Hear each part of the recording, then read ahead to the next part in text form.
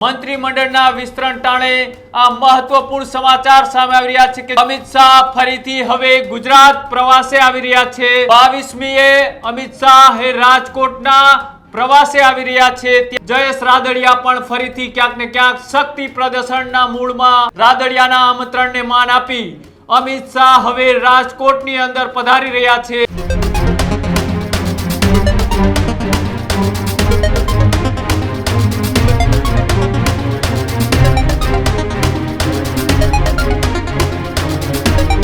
महत्वपूर्ण समाचार ए गुजरातनी राजनीतिने लईने सामे आवी रह्या छे के ज्यां થોડા દિવસની અંદર હવે ગમે ત્યારે મંત્રીમંડળનું વિસ્તરણ થવાનું છે। તે પહેલા હવે દિલ્હીથી હાઈકમાન્ડના નેતાઓ હવે વારંવાર ગુજરાત પ્રવાસે આવી રહ્યા છે। એ જ રીતના હવે ફરીથી દેશના વડાપ્રધાન નરેન્દ્ર મોદી બાદ હવે અમિત શાહ પણ એ રાજકોટની અંદર આવી રહ્યા હોય તેવા સમાચાર સામે આવી રહ્યા છે। મંત્રીમંડળના વિસ્તરણ ટાણે આ મહત્વપૂર્ણ સમાચાર સામે આવી રહ્યા છે કે જ્યાં અમિત શાહ ફરીથી હવે ગુજરાત પ્રવાસે આવી રહ્યા છે। ખાસ કરીને વાત કરવામાં આવે તો 22મીએ અમિત શાહ રાજકોટના પ્રવાસે આવી રહ્યા છે। ત્યારે નવરાત્રીના પ્રથમ દિવસે રાજકોટમાં અમિત શાહ એ આવી રહ્યા છે। તે પહેલા હવે ક્યાંક ને ક્યાંક ચર્ચાઓ પણ શરૂ થઈ ગઈ છે। રાજકોટના રેસકોર્સ મેદાનના કાર્યક્રમની અંદર તેઓ હાજરી આપવાના છે। સાથે જ 7 સહકારી સંસ્થાઓની સામાન્ય સભાની અંદર પણ તેઓ ઉપસ્થિત રહેવાના છે।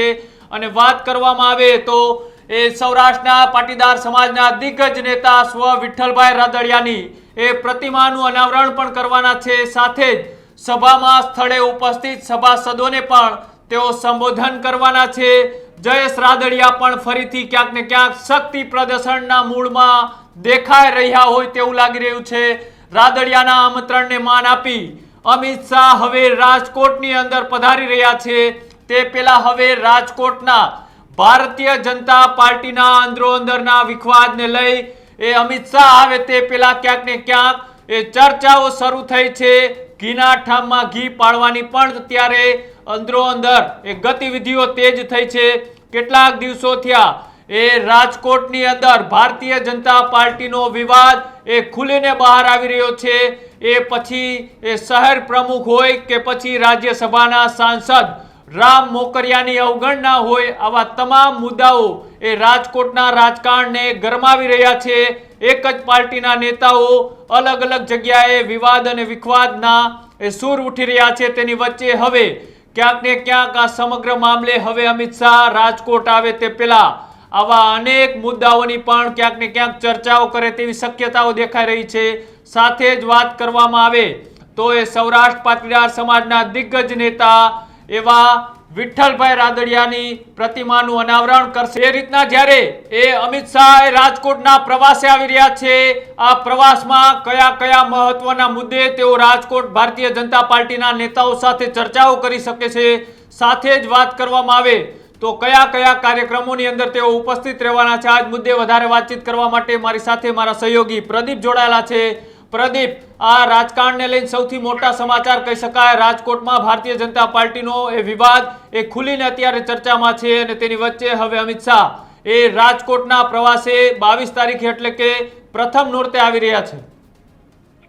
बिल्कुल कृणाल, एक तरफ गुजरातनी अंदर गुजरातनी राजनीतिनी अंदर एवी चर्चाओ छे के नवरात्रि दरमियान गुजरातना नवा मंत्रीमंडल नवा प्रदेश प्रमुखनी नामोनी जाहेरात थशे। जो के आ तमामनी वच्चे जयेश रादडिया कार्यक्रमनी अंदर जो हाजर रहेवा अमित शाह। जयेश रादडिया ए सौराष्ट्रनी अंदर खास राजकोटना रेसकोर्स ग्राउंडनी अंदर 7 જેટલી સહકારી મંડળીઓના એ સામાન્ય સભાના પૂર્ણાહુતિ કાર્યક્રમ એ રેસકોર્સની અંદર રાખવામાં આવ્યો છે। આ કાર્યક્રમ દરમિયાન કેન્દ્રીય ગૃહ અને સહકારિતા મંત્રી અમિત શાહ હાજર રહેવાના છે। પહેલા જ નોરતે આ કાર્યક્રમ છે અને મોટી સંખ્યામાં ત્યાં જનમેદની હશે। કેમ કે જયેશ રાદડિયા એ સહકારિતા ક્ષેત્રે સૌરાષ્ટ્રની અંદર ખૂબ મોટું નામ ધરાવે છે।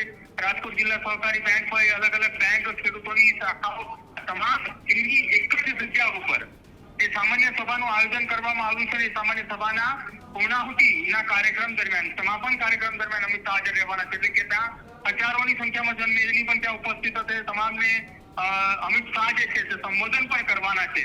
અને બીજી તરફ એક વાત એવી પણ ચર્ચાઈ રહી છે કે થોડા સમય પહેલા જયેશ રાદડિયા દિલ્હીની મુલાકાતે ગયા હતા। કેન્દ્રીય ગૃહ અને સહકારિતા મંત્રીની સાથે તેઓ મુલાકાત પણ કરી હતી અને ત્યારબાદ ફરી એક વખત હવે રાજકોટની અંદર તેમનો કાર્યક્રમ છે.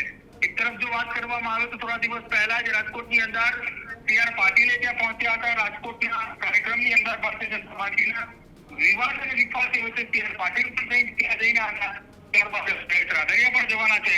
એક વાત એવી પણ ચર્ચાઈ રહી છે કે જયેશ રાદડિયાના કાર્યક્રમની અંદર અમિત શાહ જ્યારે ત્યાં આવવાના છે ત્યારે અમિત શાહે રાજકોટના એ પદાધિકારીઓ સાથે બેઠક કરશે એવી શક્યતાઓ વ્યક્ત કરવામાં આવી રહી છે અને આ એ જો બેઠક થાય છે તો એ બેઠક બાદ રાજકોટ ભાજપની અંદર બધું સમૂહ સૂત્રો પડી જાય એવી શક્યતાઓ છે. અને બીજી તરફ એવી વાત પણ માનવામાં આવી રહી છે કે મંત્રીમંડળના વિસ્તરણ પહેલા જયેશ રાદડિયાનું આ સૌથી મોટું શક્તિ પ્રદર્શન પણ કહી શકાશે કે જ્યાં 7 જેટલી સહકારી સંસ્થાઓની સામાન્ય સભા એક જગ્યા ઉપર બોલાવવામાં આવે અને એના સમાપન કાર્યક્રમની અંદર કેન્દ્રીય ગૃહ અને સહકારિતા મંત્રી અમિત શાહ ઉપસ્થિત રહે એ કોઈ શક્તિ પ્રદર્શનથી મોટી વાત બીજી ના કહી શકાય હતી.